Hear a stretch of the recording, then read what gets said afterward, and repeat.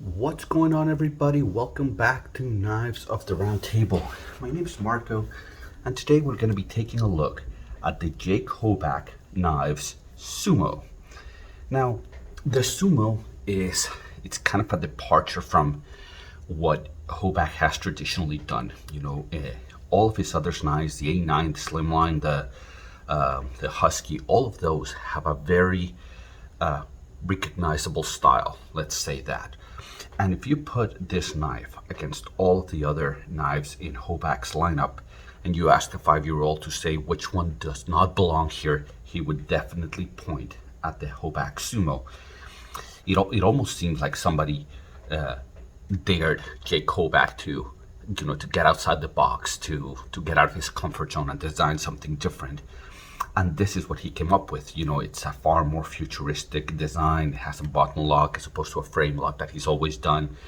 So this one is really different from anything else. And I think it's great when designers just flex a little bit and use that creativity to come up with something new.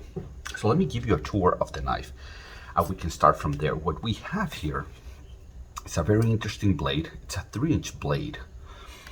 But it's probably, we would call it a reverse tanto sheep's foot, maybe. It's certainly very interesting, and it has this large kind of cutout on both sides for deployment. It has these thumb studs that also act as an over travel stop. As a stop pin, not over travel stop, as a stop pin right here. Okay, it's on both sides. You've got this very interesting captive pivot on this side with just a Torx on this side. You have this very angular, futuristic handle with very interesting lines. You have this pocket clip that seems like it's been sculpted. I don't know if you can see all the different faces that he's done on this. It's really, really very nice. And then you've got this back spacer, and the jimping is kind of aggressive, but because it's kind of recessed in there, you only kind of touch the top of it, so it works actually very well. And it extends back here to this very interesting point, and we'll talk about more about this choice here in a minute. So I think it's M390 blade. He likes to put the Psalm 23 on his knives. I believe it's M390. I thought he had it engraved somewhere, but I can't find it. So it might be that I saw it on the card. So I think it's M390 blades. He's also been known to use Nitro V, but I believe these come in M390. So let me show you kind of the size of the knife. That is the comparison against the Para 2 and against the Para 3. So it's far more comparable probably to the Para 3 in terms of size, but it's probably more comparable to the Para 2 in terms of blade. So it kind of combines a little bit of both worlds here. Now, if we compare it against the Benchmade knives, this is against the Bug Out and the Mini Bug Out. So what you can see here is probably the blade is very similar to the Bug Out, and in actuality, what I also wanted to show you was the carry, because it actually falls down fairly compact. So that's against the Para 3 folded when it's closed, and that's against the Bug Out. So obviously the Bug Out is one of the most carryable knives in the world. So it's not going to carry as light as this, but I think it carries a little bit better than the Para 3. So just kind of in terms of size. Now, ergonomics is the thing that probably surprised me the most, because when I saw pictures of this knife, I thought it looked really cool, but I did not think that it would fit comfortably in my hand, and I was thoroughly surprised. Okay. This knife kind of melts in your hand. It's just really, really well done ergonomically, especially this finger groove that you've got here in the front, which fits most of your fingers, and then you got this space for 2 more, and then this flat area, or this other curvature area back here kind of locks your pinky in and locks the knife in place. This space where he stopped the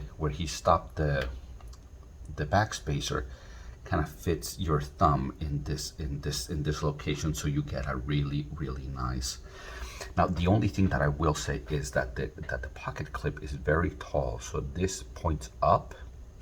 Now it's weird because he's put the clip all the way out here to the side, and that is because when you grip the knife, let me see if I can do it slowly, it goes directly into these these wrinkles that happen in your hand, to the folds.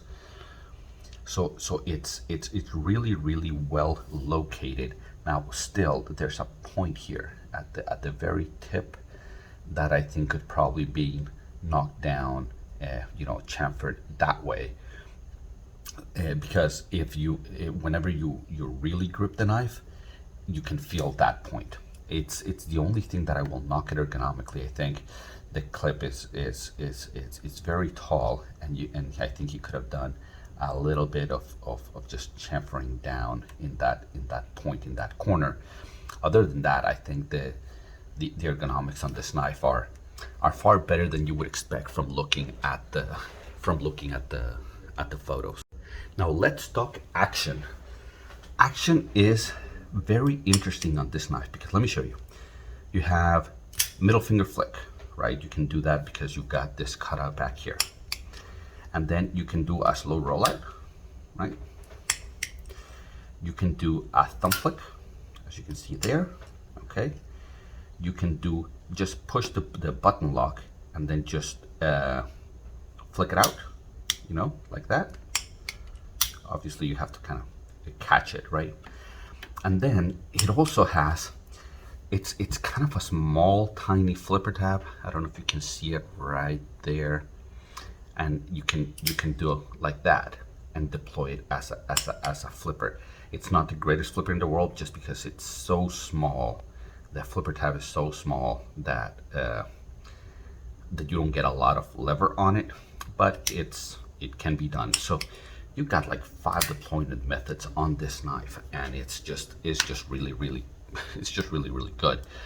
Now one thing that I like a lot is that this well, I'll talk about it. Well, I guess I'll talk about it now. It's that for deployment, you've got a thumb stud, and what you usually get is a round thumb stud on a knife. And when you push, you're pushing against you kind of a point on a circle, right?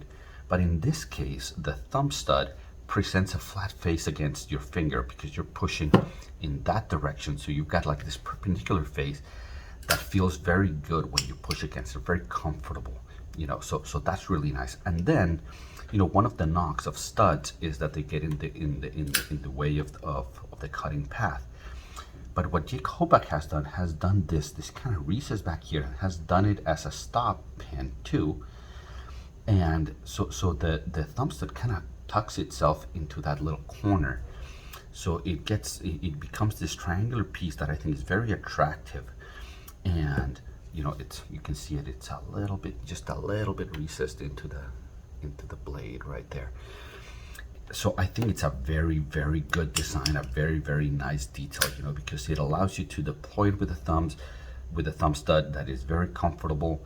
And then you could theoretically say that it's in the cutting path, but not really, because if your blade is here, and you're really cutting that way, you're probably not cutting over this, over this little ramp here. You're not cutting that way. So I don't think this stud is in the cutting path. So I think that's really nicely done on the part of Jake Hoback. Now cutting, I would say that the cutting is decent. It's a little bit strange because it's not thin blade stock. And you would expect that such a tall blade would come to a very thin edge, but what really happens is that because of this area right here, the main grind of the bevel doesn't start until right here, so it comes down to an okay edge, not the slightest thinnest grind in the world, but certainly very good, especially if unless you're cutting things all day long, this is gonna do what you ask of it. It's a decent cutter. It's not the greatest slicer in the world. Not it, it doesn't slice as the bug out would, just because this is a full flat grind with a very thin blade. But I think I think it's decent enough of a cutter. Now, fit and finish are excellent on this knife.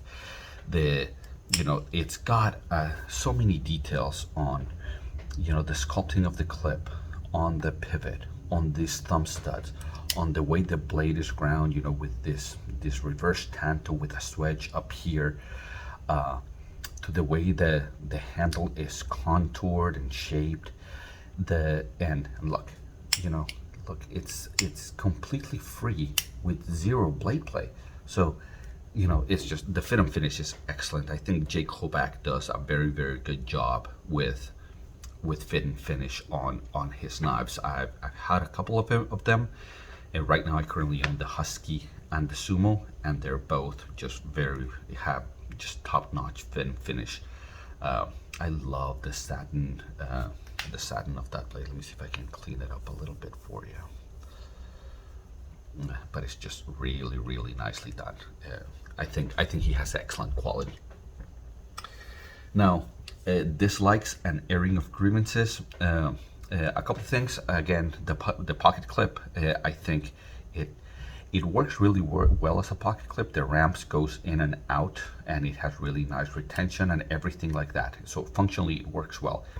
But the top of it is just a little bit too tall. This area right here, it sticks out.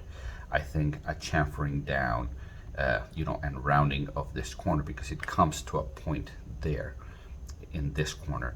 So I think I think he could have done a little bit of extra work in this area to get the pocket clip.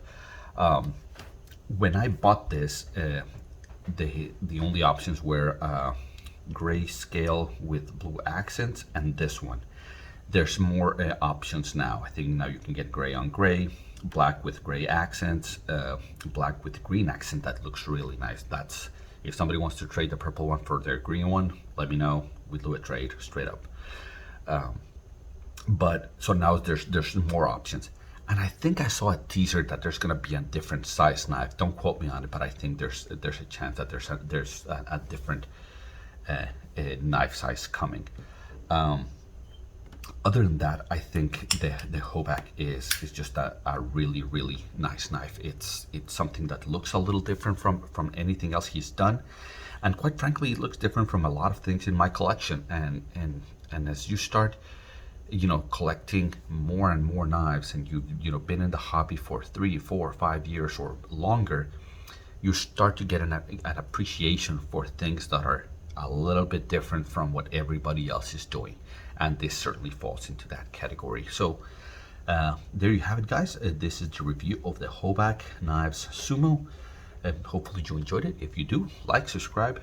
Do not hit the notification buttons. If you want to see my videos, you know where to find me. Knives of the Round Table. I'll see you at the next one.